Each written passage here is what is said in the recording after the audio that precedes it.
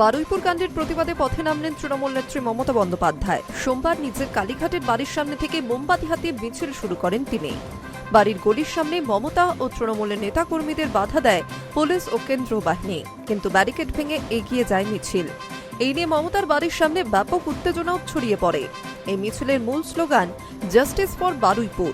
মমতার পাশে এদিন দেখা গিয়েছে কালীঘাট তৃণমূলের মহিলা নেতৃত্বকে।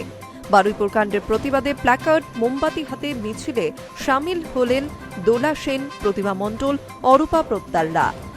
পরিস্থিতি সামাল দিতে এলাকায় মোতায়েন রয়েছে ব্যাপক পুলিশ ও কেন্দ্র বাহিনী। মিছিলটি মমতার কালীঘাটের বাড়ির গলি থেকে বেরোতে গেলেই বাধার মুখে পড়তে হয় পুলিশের। ব্যারিকেড ভেঙে এগিয়ে যায় এই মিছিল। পরে মমতা বন্দ্যোপাধ্যায় নিজের কালীঘাটের বাড়িতেই মিছিল শেষ করেন। রবিবার এক নাবালিকাকে ধর্ষণ খুনের অভিযোগকে কেন্দ্র করে বারুইপুরে অগ্নিগর্ভ পরিস্থিতি তৈরি হয়। এই ঘটনার খবর পেয়ে রবিবারই নাবালিকার পরিবারের সদস্যদের সঙ্গে কথা বলেন মুখ্যমন্ত্রী শুভেন্দু অধিকারী। দ্রুত অ্যাকশন নেয় পুলিশ। গ্রেফতার করা হয়েছে মূল অভিযুক্ত সহ ৩ জনকে। আটক হয়েছেন আরও ৩। দোষীদের কঠোরতম শাস্তির আশ্বাস দেন মুখ্যমন্ত্রী শুভেন্দু অধিকারী।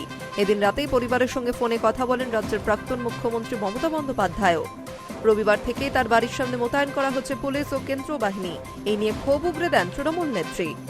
সোমবার দুপুরে বারুইপুরে গিয়ে ওই নাবালিকার পরিবারের সঙ্গে দেখা করেন তৃণমূলের একটি প্রতিনিধি দল। সেই প্রতিনিধি দল কলকাতায় ফিরে মমতাকে ঘটনার পুরো রিপোর্ট দেন। এরপরেই কালীঘাটের বাড়ির সামনে মোমবাতি হাতে মিছিল করেন তৃণমূল নেত্রী মমতা বন্দ্যোপাধ্যায়।